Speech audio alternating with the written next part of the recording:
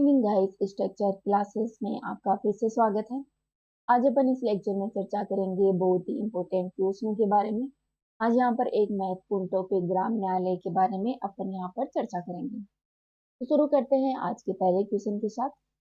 Guys, आज का पहला क्वेश्चन है, शेखावाटी जकात आंदोलन का नेतृत्व किस नेता ने किया था? गाइस, जब अपने जो स्वतंत्रता आंदोलन चल रहा था उस दौरान जो अपना शेखावाटी क्षेत्र है, अलवर वो सिक्कर झुंझुनू का जो क्षेत्र है चूरू का, वहां पर जकात आंदोलन चलाया गया था। इस आंदोलन का नेतृत्व किया था पंडित नरोत्तम लाल जोशी ने। ठीक है, इसने किया था पंडित नरोत्तम लाल जोशी ने। नेक्स्ट क्वेश्चन है अपना, मध्य प्रदेश में प्रथम ग्राम न्यायालय कहाँ स्थापित किया गया था? दोस्तों, आपको ऑप्शन दे रखे हैं उज्जैन, इंदौर, भोपाल और नीमच। तो सबसे पहले नीमच में मध्य प्रदेश में ग्राम न्यायालय की स्थापना की गई थी। अब अपन चर्चा करेंगे ग्राम न्यायालय के बारे में। ग्राम न्यायालय, दोस्तों ग्राम न्यायालय है वो देश के आम नागरिक है उन तक जो न्याय की व्यवस्था है वो पहुंचाने के लिए, सभी नागरिक हैं उनको देश के न्याय तंत्र से जोड़ने के लिए ग्राम न्यायालय अधिनियम आया था 2008 में। कौन सा एक्ट आया था? 2008 में ग्राम न्यायालय एक्ट। इस एक्ट के तहत गाइस देश में ग्राम न्यायालय की स्थापना की जाती है। दोस्तों, इस व्यवस्था के अंतर्गत राज्यों को ग्राम न्यायालय स्तर पर, राज्य सरकार होती है उसको ग्राम पंचायत स्तर पर ग्राम न्यायालय की स्थापना करनी होती है। ठीक है, तो पूछ लिया जाए कि ग्राम न्यायालय की स्थापना कौन करता है, तो वो करती है राज्य सरकार, वो भी अपने पंचायत स्तर पर। दोस्तों, इसे दीवानी स्तर पर तथा फौजदारी स्तर के जो सामान्य मामले होते हैं, अधिकतम 2 वर्ष के जो मामले होते हैं उनकी त्वरित सुनवाई यहाँ पर की जाती है। यहाँ पर सिविल और क्रिमिनल दोनों मामले देखे जाते हैं। अगर पूछ लिया जाए कि ग्राम न्यायालय में केवल दीवानी मामले देखे जाते हैं तो गलत हो जाएगा, या केवल फौजदारी देखे जाते हैं तो वो भी गलत हो जाएगा। ये फौजदारी और सिविल दोनों मामले देखता है।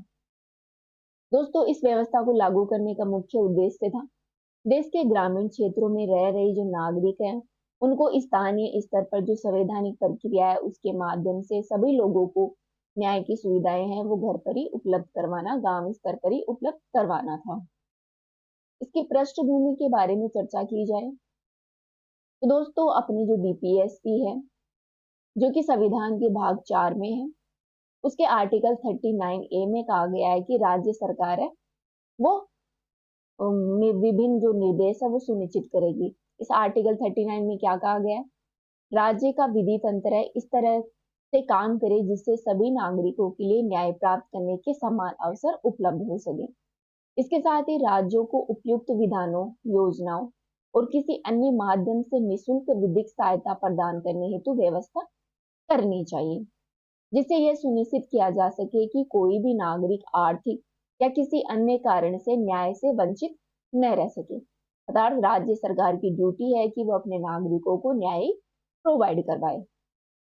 दोस्तों, 1986 में जो अपने 144वां जो लॉ कमीशन है उसकी रिपोर्ट में कहा गया था कि ग्राम पंचायत स्तर पर ग्राम न्यायालयों की स्थापना की जानी चाहिए। अर्थात इस रिपोर्ट में सिफारिश की थी ग्राम न्यायालयों की। आगे देखते हैं दोस्तों, इस जो अपनी जो लॉ कमीशन की रिपोर्ट थी इसी को ध्यान में रखते हुए जो राज्यसभा है उसे 15 मई 2007 में ग्राम न्यायालय अधिनियम का मसौदा तैयार किया था। ठीक है, और ये अधिनियम कौन सा था? ग्राम न्यायालय अधिनियम 2008। ठीक है, और ये लागू हुआ था 2 अक्टूबर 2009 को। ठीक है, गांधी जयंती वाले दिन इसे लागू किया गया था। दोस्तों, ध्यान देने वाली बात है कि देश की स्वतंत्रता से पूर्व जो the Tamil Nadu village courts act 1888 के माध्यम से पंचायत स्तर पर कुछ इस तरह की व्यवस्था का प्रावधान किया गया था जो कि इसे वैधानिकता का प्रयास किया गया था। वर्तमान में देश में गाइस कुल 9 राज्यों में लगभग 208 ग्राम न्यायालय कार्यरत हैं। साथ ही केंद्र सरकार की जो 12वीं पंचवर्षीय योजना है उसका टारगेट है कि ग्राम न्यायालय की स्थापना लगभग 2500 ग्राम न्यायालय की स्थापना करना है। लेकिन देख सकते हैं आप ये कितने कम है, 208 ही है, टारगेट है 2500 का। नेक्स्ट देखते हैं ग्राम न्यायालय की स्थापना। दोस्तों, ग्राम न्यायालय है वो अधिनियम 2008 की जो अनुच्छेद 1 है इसके तहत राज्य सरकार है वो जिले में जो मध्यवर्ती स्तर है प्रत्येक पंचायत या जो निकटवर्ती पंचायत है वहां पर एक या अधिक ग्राम न्यायालयों की स्थापना कर सकती है। कौन से एक्ट के तहत? ग्राम न्यायालय एक्ट 2001 के तहत ग्राम न्यायालय की स्थापना कौन करेगी? राज्य सरकार करेगी। दोस्तों, इस अधिनियम के अनुसार राज्य सरकार इस संबंध में जो हाई कोर्ट से परामर्श करेगी, उसके पश्चात ग्राम न्यायालय की स्थापना करेगी। ठीक है। जैसे अपनी राजस्थान गवर्नमेंट है, राजस्थान गवर्नमेंट को किसी पंचायत पर ग्राम न्यायालय की स्थापना करनी है तो ये राजस्थान जो हाई कोर्ट है उसकी सिफारिश लेगी, उससे सलाह लेगी और उसके आधार पर ग्राम न्यायालय की स्थापना करेगी। ठीक है, हाई कोर्ट की सिफारिश पर। ग्राम न्यायालय की संरचना के बारे में बात करें तो गाइस, इसमें राज्य सरकार हाई कोर्ट के परामर्श पर एक न्यायाधिकारी की नियुक्ति की जाती है। ठीक है। ग्राम न्यायालय का जो न्यायाधिकारी होता है उसकी नियुक्ति कौन करता है? राज्य सरकार करती है, वो भी हाई कोर्ट की परामर्श से। दोस्तों, न्यायाधिकारी के रूप में नियुक्त की गई अहर्ता के बारे में बात करें अर्थात योग्यता के बारे में बात करें, वह प्रथम श्रेणी के मजिस्ट्रेट के समान उसकी योग्यता होनी चाहिए। साथ ही गाइस, न्यायाधिकारी के वेतन भत्ते, उसकी सेवा से संबंधित जो अन्य नियम होते हैं वो भी प्रथम श्रेणी के मजिस्ट्रेट के समान ही होंगे। अन्य ग्राम न्यायालय की संरचना के बारे में जानें। अब ग्राम न्यायालय के पास क्या अधिकार है, क्या शक्तियां हैं, उनके बारे में देखते हैं। तो दोस्तों, ग्राम न्यायालय में सिर्फ उन्हीं मामलों की सुनवाई की जाती है जो अधिकतम 2 साल के वर्ष का कारावास या फिर उसके साथ जुर्माना लगाया जाए या फिर कम जुर्माना लगाया जाए। जो अपराध योग्य है वही मामले सुन सकता है। ठीक है। 2 साल के भीतर जो कोई भी अपराध हुआ है उसका मामला ग्राम न्यायालय में सुना जा सकता है। अगर 3 साल हो गए तो वो मामला ग्राम न्यायालय में सुना नहीं जाएगा। दोस्तों, ग्राम न्यायालय को ग्राम न्यायालय अधिनियम 2008 की अनुसूची 1 और 2 है, उसके तहत दीवानी और जो फौजदारी मामले होते हैं उनके मामले में इन्हें शक्ति प्राप्त है। ठीक है। अभी अपने पहले भी चर्चा की थी कि सिविल और जो क्रिमिनल मामले हैं, फौजदारी मामले, दोनों पर सुनवाई करता है 2 साल के भीतर के मामलों पर। दोस्तों, केंद्र सरकार और राज्य सरकार इस अधिनियम में निर्धारित मामलों की सूची में परिवर्तन कर सकती है और संशोधन कर सकती है। ठीक है। एक्ट है 2008 का ग्राम न्यायालय एक्ट, इसमें परिवर्तन कौन कौन कर सकता है? इसमें परिवर्तन कर सकते हैं सेंट्रल गवर्नमेंट और स्टेट गवर्नमेंट, दोनों इसमें चेंज कर सकते हैं। दोस्तों, अधिनियम में प्रदत्त विशेष अधिकारों के तहत ग्राम न्यायालय सिविल प्रक्रिया संहिता जो 1908 है तथा भारतीय साक्ष्य अधिनियम 1872 है के अनुसरण करने के लिए बाध्य नहीं है।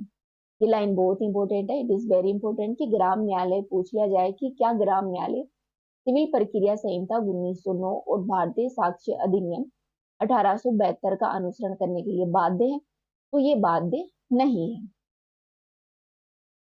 अपन देखते हैं आगे। ग्राम न्यायालय है गाइस, वो आपराधिक मामलों में न्याय की संक्षिप्त प्रक्रिया और प्राकृतिक न्याय के सिद्धांत के अनुसरण पर काम करती है। ग्राम न्यायालयों में दीवानी मामलों में आपसी समझौतों और फौजदारी के मामलों में प्ले बार्गेनिंग के माध्यम से मामलों की व्यवस्था का निपटान किया जाता है।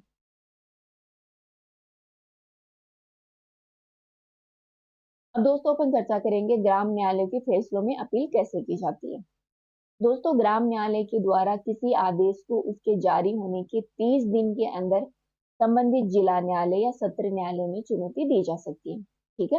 अगर ग्राम न्यायालय, मानो ए नाम का कोई ग्राम न्यायालय, उसने कोई फैसले पर डिसीजन दिया, उस फैसले पर 30 दिनों के भीतर आप जिला न्यायालय और सत्र न्यायालय में इसके खिलाफ चुनौती दे सकते हैं। इनके डिसीजन के खिलाफ आप जा सकते हैं। अगर मामला दीवानी मामला है तो इसके खिलाफ आप जा सकते हैं डिस्ट्रिक्ट कोर्ट में, जो जिला कोर्ट होती है उसमें।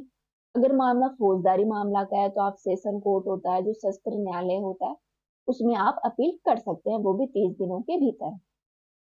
दोस्तों, जिला और सत्र न्यायालय को ग्राम न्यायालय के आदेशों के खिलाफ की जो प्राप्त याचिका है वो 6 माह के अंदर उन्हें फैसला करना होता है। ठीक है। कोई भी मामला ग्राम न्यायालय का अगर सत्र कोर्ट में और डिस्ट्रिक्ट कोर्ट में जाता है, सेशन कोर्ट और डिस्ट्रिक्ट कोर्ट में जाता है, तो इन दोनों कोर्टों को 6 माह के भीतर इस मामले का निपटान करना होगा। आगे चर्चा करते हैं ग्राम न्यायालय की स्थापना के लाभ क्या है। दोस्तों, इसके तो लाभ ही लाभ है।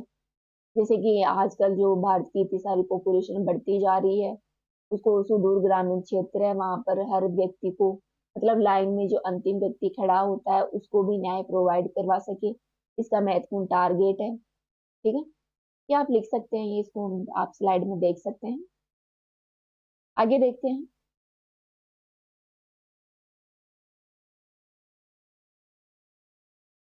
ग्राम न्यायालय के समक्ष चुनौतियां क्या क्या है। तो दोस्तों चुनौतियों की बात करें तो यहाँ पर मानव संसाधनों की कमी देख सकते हैं, योग्यता की कमी देख सकते हैं, साथ ही आर्थिक कारक भी हैं यहाँ पर। मतलब यहाँ पर फंड की कमी है, जैसे आप इंफ्रास्ट्रक्चर, टेक्नोलॉजी और ट्रेनिंग देने के लिए सदस्यों को उनकी कमी है, योग्यता की कमी है। और भी इसमें महत्वपूर्ण चुनौतियां हैं, जैसे कि साधनों का अभाव है इनके पास, जैसे इंटरनेट, पक्की सड़क होना, बिजली होना आदि। अन्य हितधारकों के सहयोगियों की कमी है, जैसे पुलिस हो गई और जो वकील हो गए, इनका सहयोग इनको कम मिलता है। और राजनीतिक इच्छा शक्ति की भी यहाँ पर आप कमी देख सकते हैं। क्या किया जाना चाहिए? अगर चुनौतियां पता है तो आप वो तो लिख ही सकते हैं कि क्या किया जाना चाहिए। जैसे कि मानव संसाधन को बेहतर किया जाना चाहिए, और अच्छा इंफ्रा प्रोवाइड करवाना चाहिए, राजनीतिक इच्छा शक्ति जगानी चाहिए, और इंटरनेट, वकील आदि की सुविधाएं हैं वो प्रोवाइड करवानी चाहिए। ठीक है, तो ये अपन ने जाना ग्राम न्यायालय के बारे में। अब अपन नेक्स्ट क्वेश्चन देखते हैं। अगला क्वेश्चन है, वाराणसी में प्रथम संस्कृत महाविद्यालय की स्थापना किसने की थी? दोस्तों इट इज वेरी इंपॉर्टेंट है कि भारत में प्रथम संस्कृत की स्थापना कहाँ और किसने की थी। तो ये की गई थी अपने वाराणसी में। इसके द्वारा जोनाथन डंकन है, जोनाथन डंकन, इनके द्वारा वाराणसी में प्रथम अपने संस्कृत महाविद्यालय की स्थापना की गई थी। नेक्स्ट, श्रीनगर की स्थापना किस मौर्य शासक ने की थी? दोस्तों श्रीनगर की स्थापना जो मौर्य सम्राट अशोक था उसने की थी। ठीक है, अगला क्वेश्चन है, पेलोजिक पदार्थ का जमाव कहाँ पाया जाता है? दोस्तों ये ऑप्शन दे रखे हैं, उथले समुद्रों में, तटवर्ती भागों में, अगाध समुद्रों में, या फिर इनमें से कोई नहीं। तो पेलोजिक पदार्थ होता है, इसका जमाव है जो उथले समुद्र होते हैं वहां पर आप देख सकते हैं। अगला क्वेश्चन है, हरित क्रांति के जनक नॉर्मन बोरलॉग राष्ट्रीयता की दृष्टि से कहाँ से संबंधित है? तो दोस्तों पहले तो ध्यान रखना कि हरित क्रांति के जनक कौन है। हरित क्रांति के जनक है नॉर्मन बोरलॉग। भारत में हरित क्रांति के जनक है स्वामीनाथन। ये क्वेश्चन अभी गाइस अपनी सीईटी का एग्जाम हुआ था, उसमें पूछा गया था कि भारत में हरित क्रांति के जनक कौन है, तो एम एस स्वामीनाथन भारत में हरित क्रांति के जनक है। इंटरनेशनल लेवल पर हरित क्रांति के जनक माने जाते हैं Norman Borlaug. It is very important question. ये है, इनकी राष्ट्रीयता है अमेरिका की। ठीक है, तो गाइस आज के वीडियो में इतना ही। नेक्स्ट फिर मिलते हैं एक अच्छे से वीडियो के साथ। अभी के लिए थैंक यू।